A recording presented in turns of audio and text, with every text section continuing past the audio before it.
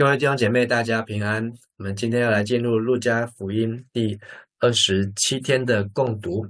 我们昨天从路加福音15章看到3个比喻，耶稣用这3个比喻来提醒法利赛人和经学士不是只有自以为义，而也不要像那大儿子，而是要能够明白天父的心，能够为一个罪人的悔改与天上的使者一起欢喜快乐。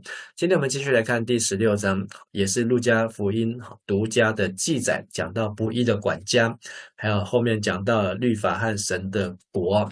我们一起来看今天的这一段的经文。耶稣阁对门徒讲，有一个人真好业，伊有一个管家，有人对主人检举，这个管家浪费伊的财产。主人叫伊来，甲伊问：我有听到你这个代志到底是安怎？你所管理的小仆交出来，毋互你阁做管家。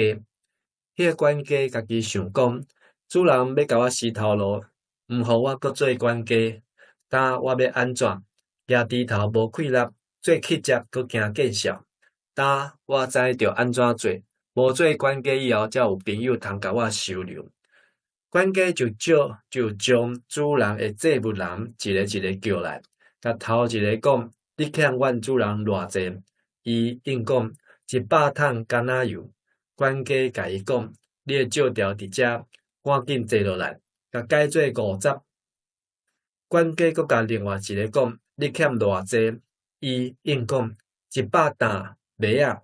管家甲伊100石麦仔。管家甲伊讲：你的借条伫遮，甲改做80。主人保奖这个无老实的管家做了真巧，因为属世间的人处理世事，比属光明的人较有变巧。好，我们先读到第8节啊。好，这里耶稣接续的就对自己的门徒，前面15章是对法利赛人还有经学士。好，那讲到说这个是真实的，当然应该也是一种比喻啊，不义管家的比喻。说这个不义管家呢被检举，他浪费主人的财物。昨天有说这个浪费跟小儿子的那个浪费呢是同一个字，意思就是分散，分散，就是把这个财物呢分散掉了，就是浪费，可能也是浪费的意思。主人听见呢，就把这个管家叫来，说怎么会有这样的事情呢？好，你现在你没有把我的钱管好，让我的钱变小了，所以呢，你不能再担任管家的职务，把账簿交出来吧。主人就是要把他 fire 炒鱿鱼。那管家呢，心里面就很害怕，我现在没有这个工作，我再来怎么办呢？我现在可能已经是中年失业，中年要换工作怎么办呢？我要再去跟锄地吗？做这个做农吗？我已经没有力气了，出去讨饭，到这个年纪出去讨饭很难为情啊，怕羞。第4节，对了，我晓得怎么做，所以他好像那小儿子浪子一样，有一个醒悟的过程，就灵光一闪啊！我知道如何在我失业以后被炒鱿鱼之后，还能够有朋友接我到他家里面住啊！所以可见这个管家呢，应该是没有家庭，没有婚姻，没有孩子，但是他可能需要投靠人，还有就他可能也没有父母亲，没有亲人可以投靠，所以他可能走投无路了。他现在这份工作没有了，他可能就必须要像那个浪子的小儿子一样去喂猪。可是他现在找到一个方法，所以呢，他就把主人的债户，所以是他主人呢，就是有放款。放款代表什么呢？欠他的主人，欠什么呢？你欠我主人多少呢？第一个说100桶的橄榄油，所以当时呢，他可能是来跟主人借油。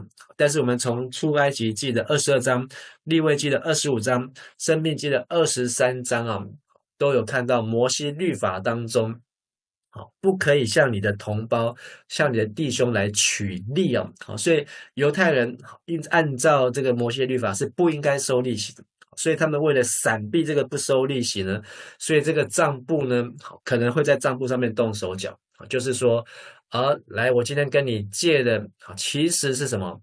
后面50。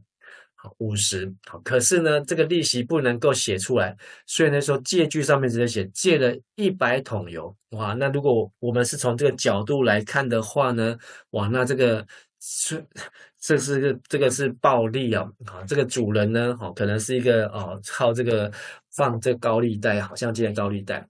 那另外一个麦子100担的麦子呢，改成80，这个也可能让我们发现说，哎，后面这个数字才是他真正欠他主人的，中间的落差呢，就是可能是那个收取利息的部分。好，如果我们明白这个背景之后呢，好，再来看这个故事，我们可能会看出这个故事当中比较有意义的地方。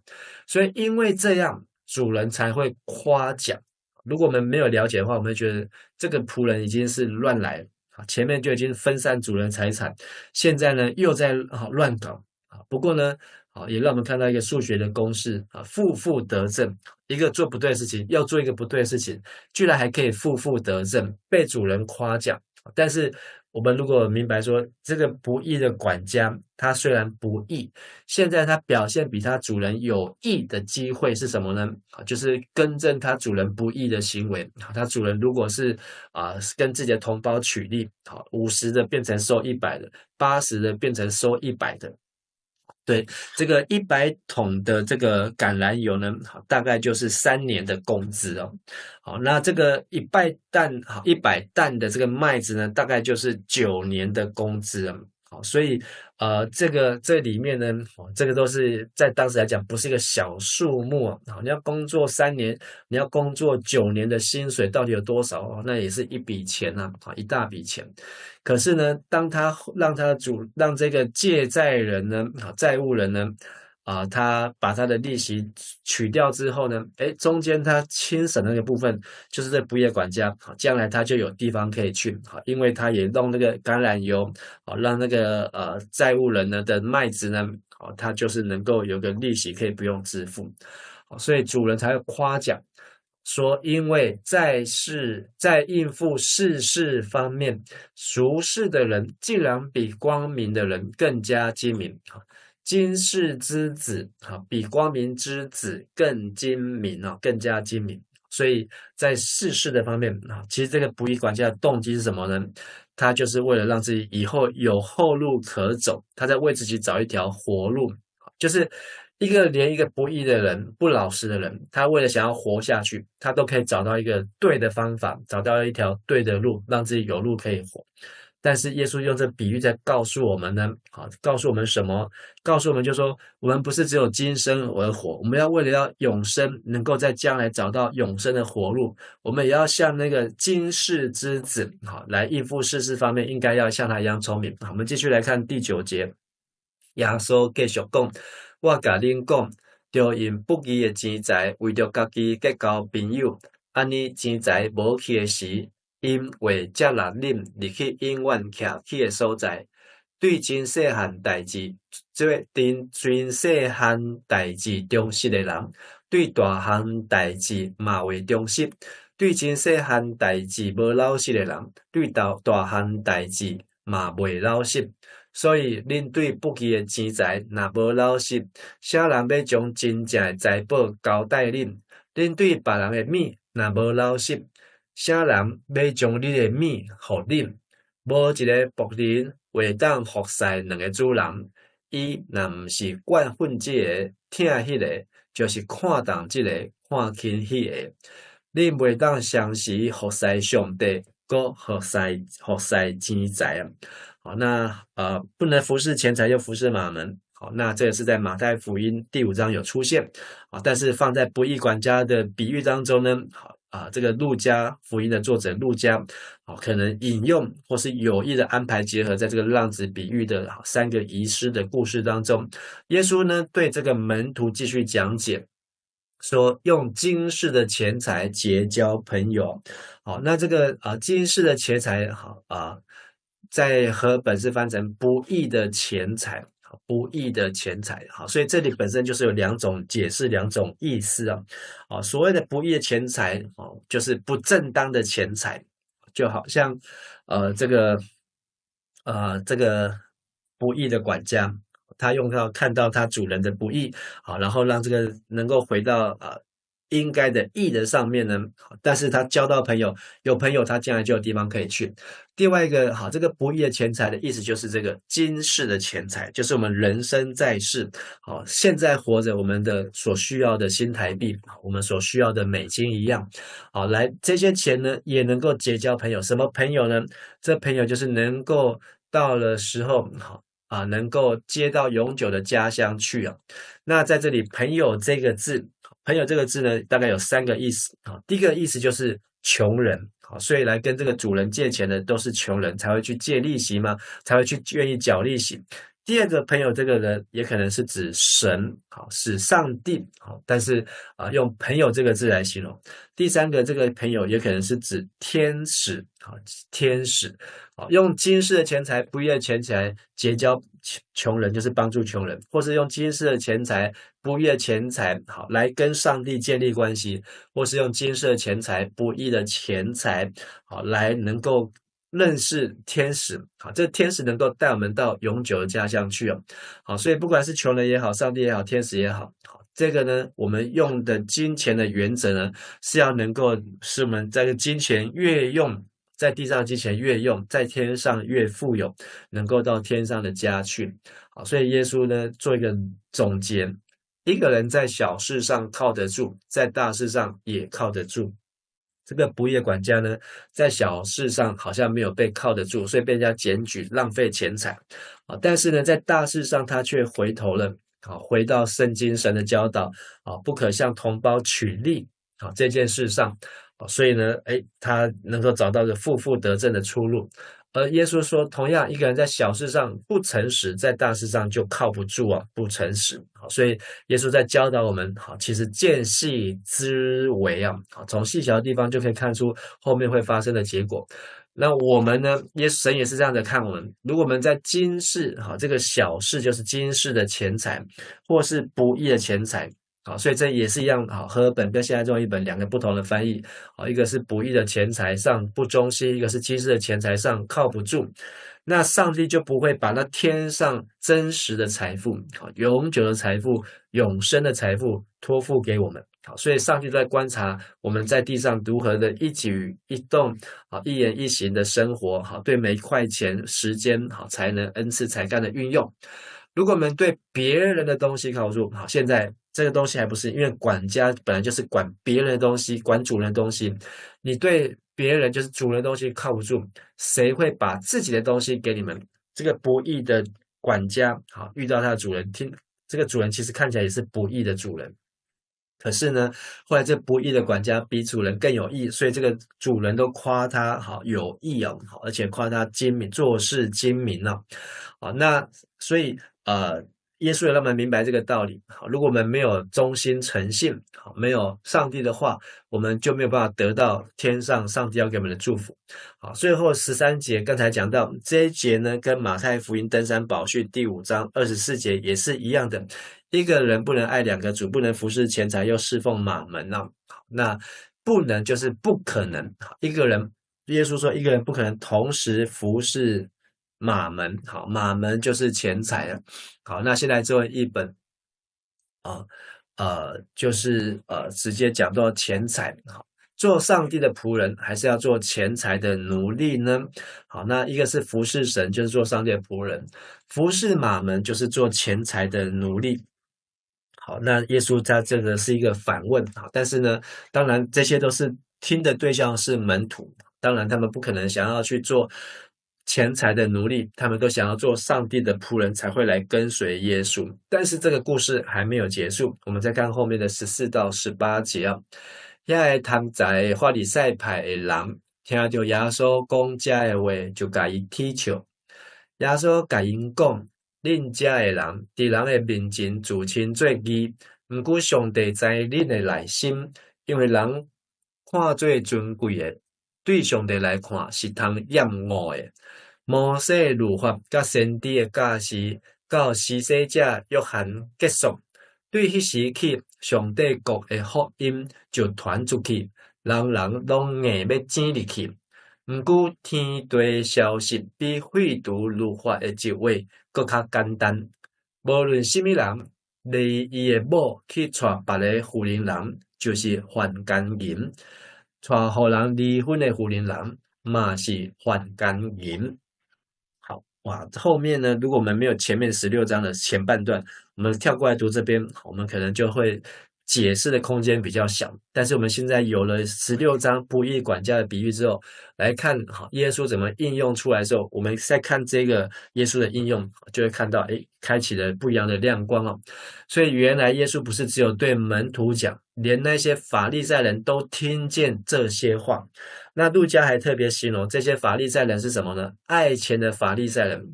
那正好是对照前面，他们是做钱财的奴隶。好，所以路加要衬托出的就是这一群的法利赛人，在昨天的15章里面，他们是一个容不下污秽的外邦人，容不下这些污秽的税吏、税棍、罪人、坏人，他们都看为是不洁净的。但是他们看什么是洁净的呢？他们看钱是洁净的，马门是洁净的，所以他们会贪爱钱财。法利赛人的观念当中，他们认为当你的钱越多，就是上帝给你的祝福越多。好，所以他们把马门看成钱财，看成是好的，是 good， 好，是良善的。好，这个有一个人称耶稣是良善的夫子啊。法利赛人的教导当中说，富有是良善，所以法利赛人呢，他们为了要证明自己的良善，就必须怎样？有钱。法利赛人就必须要有钱，越有钱就越证明自己是良善，所以法利赛人才会想办法让自己穿得漂亮，好，然后衣裳要整齐，好，只有在进食的时候才会脸弄得丑一点，好，其实其他时候呢，好，都要坐在高位上，好，让人家看到说，你看上帝这么样的爱我，好，上帝让我有这么多的这个丰衣足食，好，光鲜亮丽。耶稣对这群爱钱的法利赛人对不起，前面他们就听见耶稣的话，说服侍上帝跟服侍马门是不可能 impossible 同时进行。法利赛人一听，马上就嗤笑、讥笑、嘲笑。这个嗤笑呢，嘲笑的意思就是把鼻子翘起来，鼻子翘起来，然后轻视的意思，当然就是这样抬着鼻子，的意思。他们对耶稣这个话就是不以为然，怎么可能？我们上帝这么爱我们，才会让这么有钱。我们这么有钱，就是证明上帝这么爱我们。好，这就我们接下来看，就是成功神学啊。好，那耶稣对他们说：“你们在人面前俨然正人君子，好，自称为义。”哇，好，端端正正。但是上帝不是看你们的外表有钱，上帝洞察你们内心，因为人所看重的，在上帝眼中却是可憎恶的。看重什么呢？看重的钱。这钱在上帝眼中是一个叫做马门，马门就是钱财的意思。好，但是这个马门其实早在出埃及好的时候就是金牛的代表，他们用金牛成为历世历代的罪和网罗，就是变成他们心中的偶像，取代了真神啊。而这个教训呢，从摩西的律法、摩西的法律，就是出埃及开始，还有先知，就是到这个最后就会最后先知马拉基就是说整个旧约，所以摩西的律法和先知书，好，这指的意思就是指整个旧约的效用，旧约的期限到谁呢？施洗约翰为止。好，所以你也可以说施洗约翰是旧约的人物，好，是旧约当中的人物。不过我们在看到施洗约翰名字之后，已经来到了新约啊，4卷福音书。从此是什么意思呢？就是说施洗约翰之后，施洗约翰的服事告一段落之后，就是什么的开始？新约的开始。所以这里有一个新旧的差别。所以我们如果回到登山宝训马太福音5、6、7章，耶稣就是在强调旧约和新约的差别。路加福音呢，放在在这几章当中，有看到就是在强调旧约和新约差别。从新约开始，上帝国的福音被传开了，人人都想猛烈的挤进去啊。好，上帝国的福音被谁传开呢？施洗约翰。因为天国近了，你们要悔改。这个悔改呢，就是要回到上帝的心意，不是只有看到律法的表面，不是只有刻在石板上。好，这个耶利米书要刻在心板上才会另立新约啊。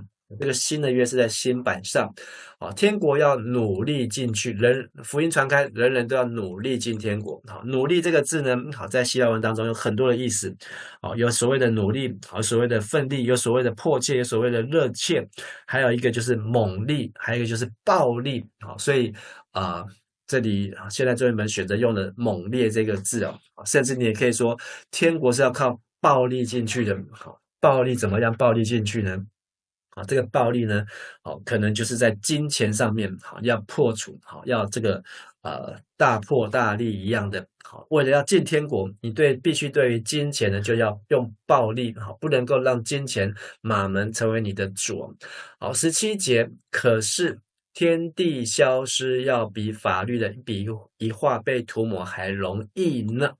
好，那这个法律呢是用希伯来文写的。好，希伯来文就是一笔一画。希伯来文在这个字母当中呢，有时候点一个画，改变了位置之后，那个字的意思就变了。好，那放在圣经当中，那个意义就变了。好，所以一笔一画被涂抹或是被更改，可能就会改变了律法上面的画的字的意思。而这个当人被更改之后，就会误解上帝意思。好，不过呢，耶稣在这讲的意思是说，天地废去，但是呢，旧约律法的意义不会被改变。这个就是耶稣所要表达的意思。就是说即便天地天上和地都被废去了，可是呢，旧约的律法就是摩西还有先知都不会被改变。